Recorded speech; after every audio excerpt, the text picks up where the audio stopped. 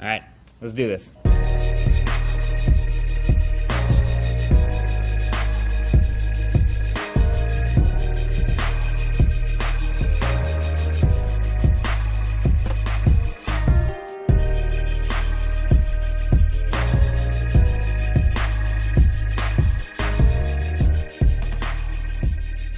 Hey, what is up guys, I'm KBHD here, and a lot has happened in 2016, for better or for worse. We got a lot of new videos, the studio was born, plenty has happened, and also a lot of smartphones are released. So this video will be your one-stop shop for picking one of them. This is for all the people who ask me every time you see me, hey, what phone should I get? This video is for you. So for the smartphones released in 2016, I'm going to be giving you guys what's best in each category. And as I do with the Smartphone Awards, we'll give you guys a first place, so the best overall, but also a second place, a runner-up, also really good. And then if there are some honorable mentions, we'll also mention those in each category as they deserve them. So this is the Smartphone Awards 2016. So the first up category is the best big smartphone. And you guys know smartphones kind of get bigger and bigger every year. The average phone size a couple years ago was probably like 3.5-inch display.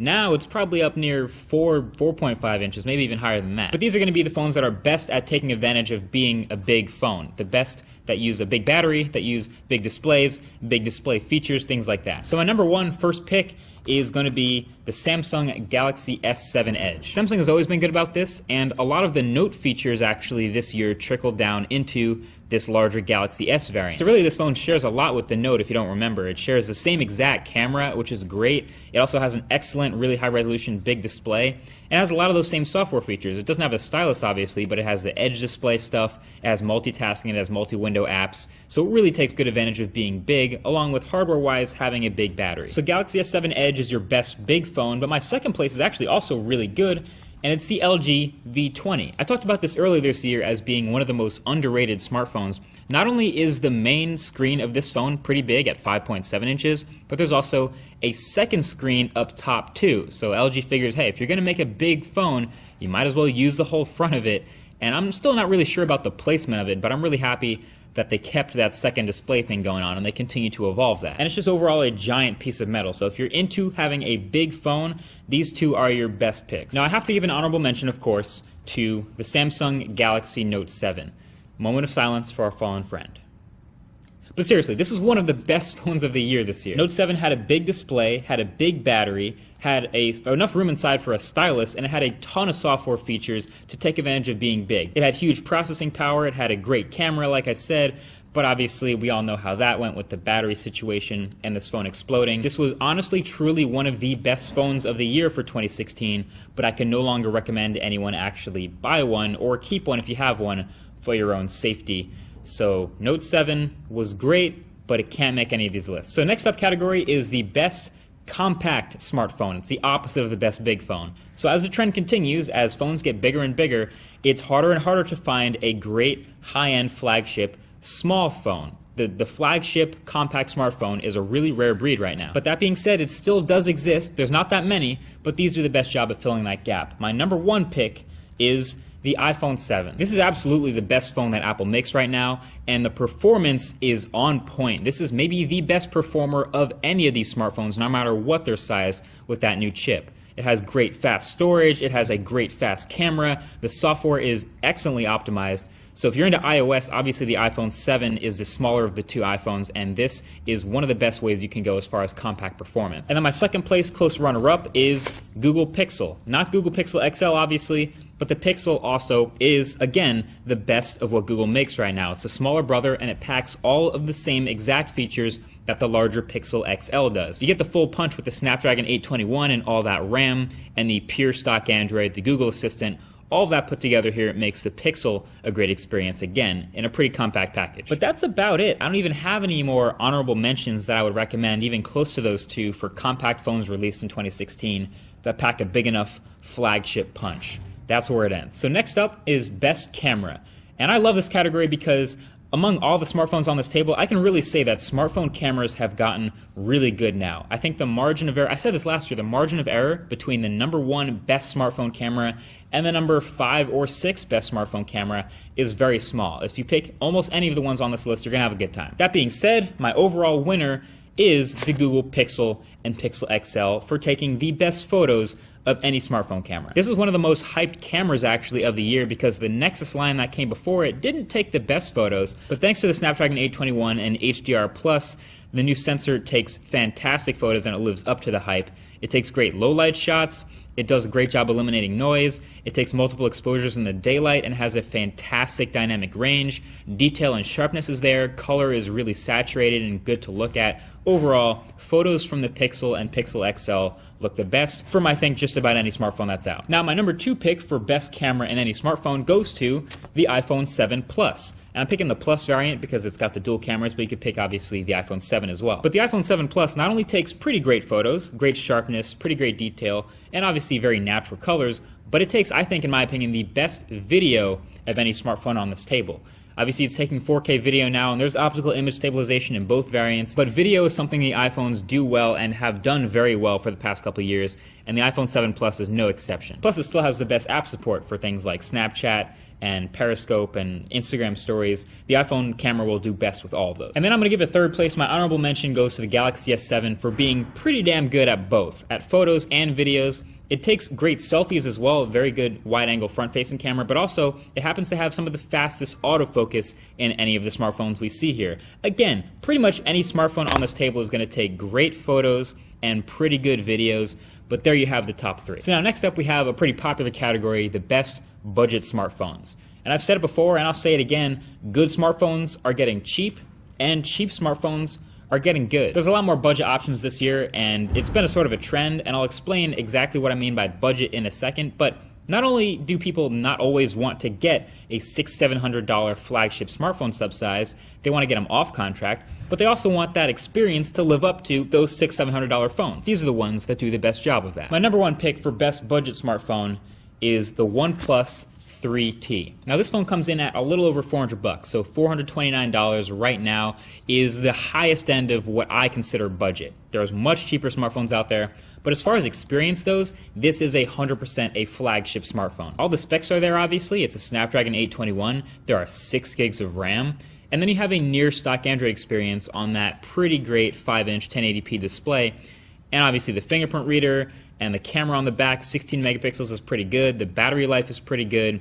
And it has some of the fastest charging in any smartphone ever. Like if we're comparing it to cars, like this is your Tesla Model S. This is your fastest 0 to 60 time, or 0 to 100 time, I might say, of anyone on this table. Even if you're not into that, the OnePlus 3 also came out this year, about 8 months before that, and it also has a pretty low price, even might be lower than the $400 now that it's older, and it still has great specs and a very similar experience with that near stock Android. My runner-up, and this one got a lot of hype earlier in the year, is the ZTE Axon 7. It got a lot of hype for actually having some of the best speakers in any phone, and it still has some of the best speakers in any phone. I'm baffled all the time that I don't see more stereo front-facing speaker pairs. HTC was known for it, ZTE picked it right up where it left off, and that reason by itself is enough for it to make this list. It also has a near stock Android experience and it has a lot of hardware features people like, so it's pretty easy to go well there. It has a great low price tag. And then my honorable mentions are the Alcatel Idol 4S and the Huawei Mate 9. Now the next subcategory is best battery life. And this is naturally going to shift towards the bigger phones again, because to have a great battery life you need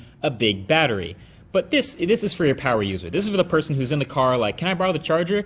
And it's 10 a.m. and they have like 20% battery already. This is for the heavy user who uses their phone a lot and needs it to last all day. So if you are that person, the best option for you is the Moto Z Play. Now I have the regular Moto Z here, but the Moto Z Play will be a little bit of a thicker version of this. It'll have the same software on the front. It'll have a very similar display, a 1080p display, same great specs, 3 gigs of RAM, and it'll be rocking a 3,510 milliamp hour battery. And there's something about what Motorola's been doing with battery that they won last year and they're winning this year with their phone again. Moto Z Play is getting people like 6 hours of screen on time, which if you're an Android person, you know how impressive that is. So if you're a heavy Android user and you want all-day battery life, you can't go wrong with Moto Z Play. Now that being said, there's actually some other phones on this list that come pretty close. My runner-up here is the Google Pixel XL. It has a 3,450 milliamp hour battery, which is pretty close, and it's the larger version obviously over the regular Pixel.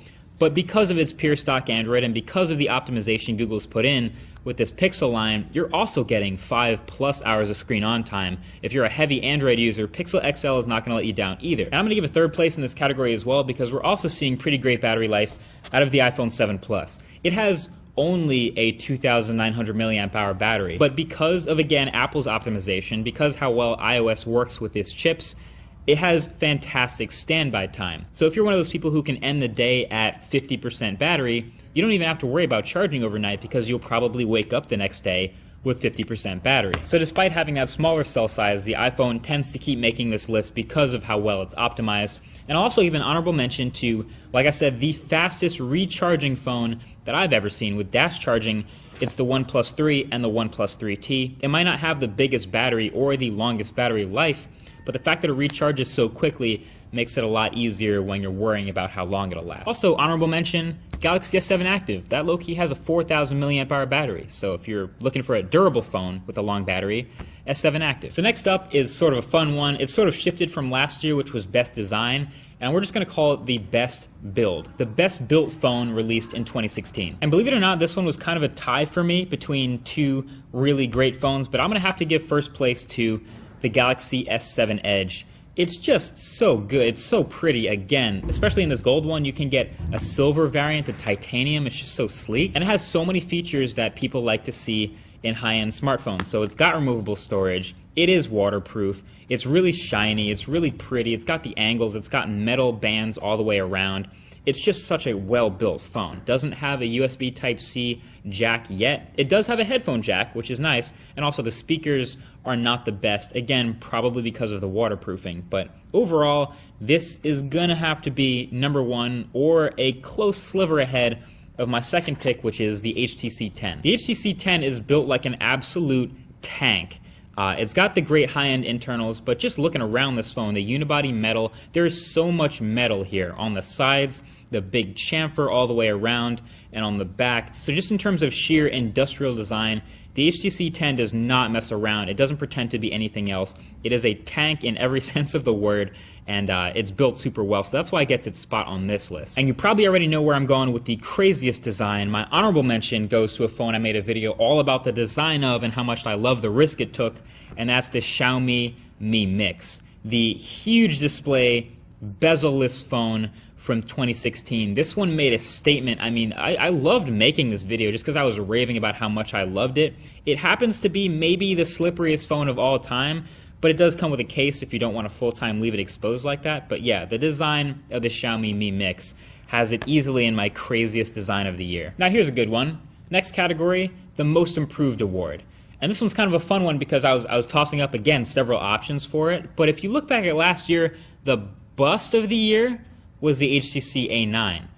And I'll have to give the Most Improved Award to the HTC 10 because they stepped right back up to almost the heights that they were at before. I say almost because obviously there's no boom sound. They still have a front-facing speaker and they still have a lot of where they came back, but they have the high-end specs again, and they did a great job with the software experience of making it not only very similar to stock Android, but having it really readily upgradable and still including a bunch of features that are over stock Android. And then there is the Bust of the Year. And surprisingly, I actually had like a couple candidates for this one also. It's 2016, weird things happened. Now, I think the obvious pick for Bust of the Year, just because of phrasing, has to go to the Galaxy Note 7, who is literally busting open batteries all over the country. And it's a weird Bust of the Year because it was one of the best phones of the entire year before it started having problems. If you saw the review already, you already know what happened, but it started catching fire, and then they started handing out replacement Note 7s to people who were breaking. They recalled the old ones. Then the replacements started exploding too. So it's a dangerous phone. You can't buy it anymore. Bust of the Year, really disappointing, and it'll be interesting to see what Samsung does next year with Note 8. But here's another one to think about, Project Aura.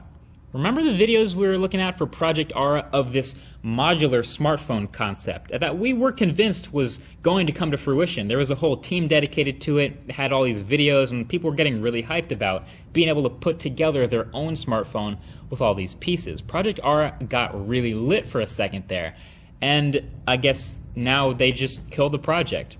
I can't even tell you why. I'll leave a linked article below that sort of does a good job of explaining the whole situation, but you can just scrap Project Aura. Don't expect it anytime soon. We saw the modular thing happen a couple of times. We saw LG G5, which could also be considered a bust of the year. It's not the worst thing that ever happened to LG, but it was kind of a weird experience with that pulling out the battery thing, and not a whole lot of modules ever happened with it. And we also got Moto Z. not a bust of the year by any means, but another modular thing. So I guess Project Aura didn't completely fail in its mission to promote this sort of a modular concept, but the actual project is now dead. So that brings me to my overall MVP, most valuable phone. It's my best phone of the year, and it tends to be the phone that I use the most often during the year. So that criteria made it really easy for me to pick. For me, the MVP is the Google Pixel XL. This might not have been the prettiest phone in the world, it might not have been the best look or feel in the hand, it definitely isn't, especially from the ones on this table, but the software experience more than made up for that, and that's why I keep gravitating back towards near stock Android phones, because the optimization is great, the battery life is great, this one turned out to have an excellent camera, and then things just fly along. They're smooth. The fingerprint reader's smooth. The home button's smooth. The assistant is smooth. Everything, the animations and frame rates and gaming and performance and multitasking are so smooth with Pixel and Pixel XL. I'm a big phone person. I went with the XL, but I also have two pockets. And in my other pocket, I pretty much always have my second place, which is the iPhone 7 Plus. Even if it's just for its performance, this is one of the fastest and most impressive phones of the year in terms of internals. iOS, obviously, optimization does great, but I take a lot of photos, I take a lot of videos, I share a lot of stuff, I go back and forth between Twitter and Snapchat and Instagram, and you guys know all the links are below, but these are the types of things that make me carry two phones because they're both so good. Now you're probably noting, Marquez, you haven't reviewed the iPhone 7 yet. And yes, you're right, I did my first impressions of this phone, and I did some other later videos, but I haven't done my full review. But I'll say, still expect it. It's not a terrible idea, right? I'll probably do something like a 6 months later when this phone has been in my pocket for a long time. But obviously, because of its placement in this list, you know that I like it. Also, I still think Note 7 probably would have been one of my close runner-ups if they didn't start to explode, but they did. So there you have it, guys. No matter what you think of 2016, there actually turned out to be a lot of really good smartphone options. A little something for everyone, you know? If you're a selfie taker, or you take a lot of photos or videos, you got good cameras. If you need a long battery life, you're a power user, you got big hands, you want a big phone. Or you got small hands, you want a small phone. All kinds of preferences were rewarded in some way this year. So that's been it. Maybe let me know what your MVP is, most valuable phone, best phone of 2016, in your opinion in the comments below. Either way, that's been it. Thanks for watching. I'll talk to you in the next one.